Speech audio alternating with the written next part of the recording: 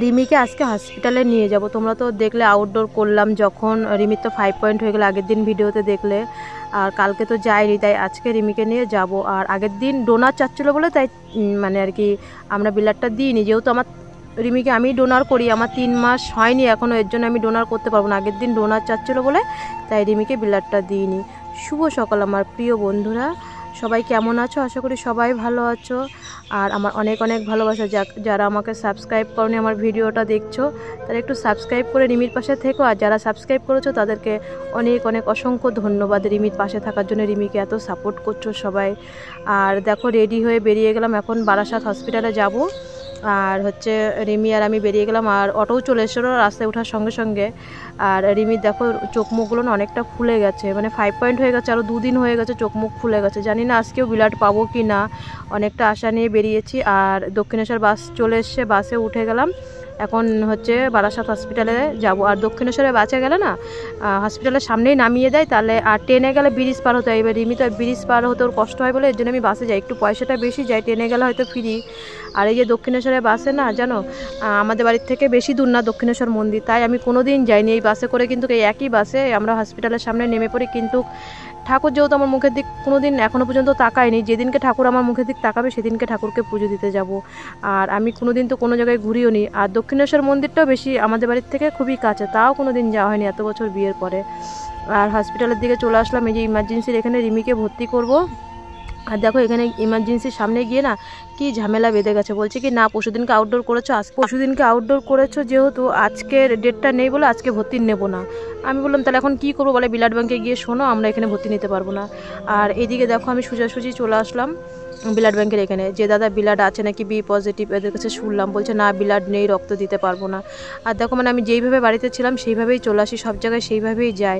কী করবো, মেয়ে যতদিন না মানে ভালো সুস্থ হয় আমার ততদিন কোনো মানে কিচ্ছু ভালো লাগে না, জানো তো। সত্যি কথা রিমি বলেছিল মা অন্য হসপিটালে চলো, এই হসপিটালে আসলে ব্লাড পাবো না। এরা এরকমই করে সব সময়, মানে ভোট মোট বলে এরকম, ওরা এরকম করে। দেখো আজকে এখানে পরশুদিনকে বলে দিয়েছে যে আজকে ভর্তি হও, আজকে ব্লাড পাওয়া যাবে। আর এরা দেখো আজকে এরকম করলো, এসে এই যে পয়সা খরচা করে কষ্ট করে আসলাম, আজকে বলছে ব্লাড নেই, অন্য জায়গার থেকে এনে দাও, এই কথা বলছে। এখন দেখো আবার এই বনগাঁই ছুটে আমার যেতে হবে, মানে এত কষ্ট করে মানে আসলাম। বারাসাত কিন্তু আগের দিন বলল যে তোমরা একদিন পরে ভর্তি হবে তাহলে ব্লাড পাবে, আজকে ব্লাড নেই। আমরা একদিন পরে গেলাম, বলো এই যে কষ্ট করে এই গরমের মধ্যে 6টার সময় বেরিয়ে এসি, আর বলো পয়সাটা লাগে না এত, যে আমরা নিত্য হসপিটাল আসি কোথায় পয়সা পাই বলো তো। আর আমাদের কত ইনকাম, আমরা গরিব মানুষ। আবার এর জন্য ভাবলাম এখন আবার বনগাঁ যাই, প্রায় এখন 10:30 বেজে গেছে জানো। বনগাঁয় কখন ভর্তি হবো, কখন ব্লাড দেবো, মেয়ে বলছে চলো মা বনগাঁয় যাই। আর রাস্তায় আস্তে আস্তে এদিকে দেখো জামে আটকে গেছি, ট্রেন যাচ্ছে এরকম বারবারই জামে আটকে যাচ্ছে, অসহ্য লেগে যাচ্ছে যে কখন ভর্তি হবো। 10:30 বেজে গেছে বারাসাত থেকে বেরোতে বেরোতে। আর হচ্ছে কখন ভর্তি হবো, কখন ব্লাড পাবো, কখন ডাক্তার দেখবে, মানে মাথায় টেনশন ঘুরছে। আর গরম দেখো সবাই মানে অসহ্য গরম, এই ছাতা মাথায় দিয়ে সবাই বেরিয়েছে রোদের মধ্যে, আমিও ছাতা নিয়ে বেরিয়েছি। আর এখান থেকে বনগাঁয় দক্ষিণেশ্বরের বাজার থেকে নেমে টোটো ধরে আবার বনগাঁ হসপিটালে যেতে হয়। আর আমি বললাম দাদা একটু হসপিটালের সামনে দিয়ে আসো, বলে কি না হসপিটালের সামনে দিয়ে আসতে পারবো না। আর কি করব না গেলে, টোটো থেকে নেমে আবার হসপিটাল ইমার্জেন্সির সামনে রিমিগিরেই আস্তে আস্তে করে হেঁটে হেঁটে গেছি, ছাতা নিয়েছিলাম। আর এখানে এসে আমি টিকিটে লাইন দিলাম, ওকে একটা সেবা জায়গায় দাঁড় করিয়ে আমি টিকিট করে তারপরে এবার হচ্ছে ইমার্জেন্সিতে ডাক্তার দেখিয়ে তারপরে ভর্তি হতে হয়। আর তখন বেজে গেছে প্রায় 12:30 বেজে গেছে, আজকে কখন ভর্তি হবো, কখন কি করবো, মাথায় টেনশনে ঘুরছে আর একা একা। তারপরে এখানেও ব্লাড পাবো কি না, ভালো ব্লাড পাবো কি না। আর এদিকে দেখো আগে আমাদের বনগাঁতে মাঝে মধ্যে আমি ভর্তি হইতাম, আইসোলেশনে আমাদের ভর্তি নিত। আজকে হঠাৎ গিয়ে বলছে কি এখানে ভর্তি হয় না, কেমন জ্বালাতন বলো, মানে বলে না মরার উপরে খাড়া। আবার ডাক্তারের কাছে এসে বললাম যে স্যার ওখানে বললো ভর্তি নেবে না, আবার ওরা লিখে দিল, তারপরে এসে আবার ফিমেল ওয়ার্ডে আমাদের ভর্তি নিল।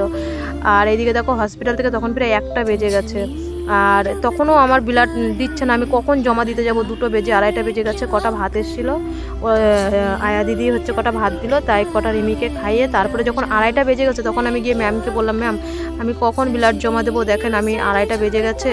তারপরে আমি বলাতে তারপরে গিয়ে ওরা দিল। আর বনগাঁয় আসলে তো জানো অনেকটা টাকা খরচা হয়, আয়া মাসি নিতেই হয় জানো, মানে আমার বাচ্চার কাজ আমারই সব করতে হয়, তবুও ওদের হচ্ছে পয়সাটা দিতেই হয় 120 টাকা। ওরা আমাদের কষ্ট বোঝে না যে আমরা নিত্য আসি, আমরাই কিন্তু বাচ্চার কাছে থাকি, তবু মানে 1 ঘন্টার জন্য থাকলেও ওদেরকে পয়সা দিতে হবে, ওরা এরকমভাবে মানে করে। আর আমি ব্লাডটা এখানে এসে জমা দিয়ে একটু বসেই ছিলাম, রিমির কাছে গেছি, গিয়ে আবার এসি। আসার পরে অনেকক্ষণ পরে প্রায় 5টা সাড়ে 5টা বেজে গেছে ব্লাড পেয়েছি। যেহেতু এবার আমাকে প্যাক্সেল দিয়েছে, এখানে হোল ব্লাড দেয়, প্যাক্সেল পাওয়া যেত না আগে কোনো দিন, এর জন্য আমি বনগা দিতে যেতাম না। বনগাটা কিন্তু আমার বাড়ির কাছে আর বারাসাতটা দূরে। বারাসাতটায় জানি ভালো ব্লাড পাওয়া যায়, কষ্ট হলে যায় না, তাতে কি আছে। আর বনগাতে এইবার আমাকে প্যাক্সেল ব্লাড দিল, এই প্রথম, মানে এত বছরের মধ্যেই প্রথম প্যাক্সেল ব্লাড দিল। শুনলাম যে এখানে প্যাক্সেল চালু হয়েছে থ্যালাসিমাদের জন্য, অন্য কারোদের জন্য হোল ব্লাডই দেয়। আর এই যে ব্লাড প্রায় তখন 6টা বাজে তখন চালিয়েছে। আর ব্লাড চালানোর পরে আমি এবার একটু নিচে গেলাম একজনের সাথে কথা বলতে, মানে একটা হেল্পের ব্যাপারে। ওরা বললো কি চলো, ওখানে আমার কাকা আছে, আর ওদের সাথে কথা বলে একবারে ভাবলাম রাত্রিবেলা এবার তো কিছু খেতে হবে। এর জন্য আমি একজনের কাছে শুনলাম যে কোথায় হোটেল আছে, বললো রাস্তার ওইদিকে যাও, হোটেল পাবে।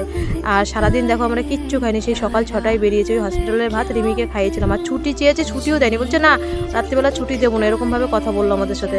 তাই আমি ভাতটা নিয়ে আসার পরে এবার আর রাত্রিবেলা আমার কাছে না সত্যি কথা বলতে আমার টাকাও ছিল না। আমি যে আয়ামাসিকে টাকা দেবো, টাকা ছিল না। তখন আয়ামাসি বলছে ফালতু বলতো, আয়া রাখিনি যখন ছুটি দিয়ে দিতে। তারপরে রাত যখন 9:30 বাজে তখন আমি হসপিটাল থেকে ছুটি নিয়েছি। আর এইদিকে 9:30টার সময় আমি মেয়েকে নিয়ে একা একা বেরিয়ে গেছি। আর দেখো আমার না মানে যত রাত্রে হোক কেউ মানে শ্বশুরবাড়ির থেকে কেউ ফোন করার মতন কেউ ব্যবস্থা নেই, কেউ কি আসবে যে নিতে সেরকম কোনো ব্যবস্থা নেই। আমি তো 9:30টার সময় মেয়েকে তো বন্ডে সই দিয়ে নিয়ে বেরিয়ে গেলাম, জানি না রাস্তায় কি হবে, গাড়ি পাবো কি না পাবো। আর এদিকে কোটমোড়ের এখানে এসে একটা অটো পেয়েছিলাম। অটো পাওয়ার পরে বললো চাঁদপাড়া অবধি, তাও গাইঘাটা অবধি যাবে না। আর দেখো পুরো মানে বনগাঁ থেকে চাঁদপাড়া আসতে 10 থেকে 15 মিনিট লাগে, সেখানে আমাদের পুরো পাক্কা 1 ঘন্টা লেগেছে। 9:30 থেকে 10:30 বেজে গেছে। আর দেখো রাস্তায় এত জাম, মাঝখান দিয়ে টোটো আর বাইক টাইক ছোট ছোট গাড়িগুলো ঢুকে বড় বড় লরির সামনে এত জাম হয়ে গেছে, অসহ্য লাগছিলো জানো না। আর রিমি না ওখানে থাকতে চাচ্ছিলো না হসপিটালে, এত গরম যে না আমি বাড়ি যাব যত রাত্রেই হোক। আর এইদিকে দেখো জামের মধ্যে আমি পাখা বের করছি, মানে ওকে জল খাওয়াচ্ছি একবার পুরো 1.5 ঘন্টা।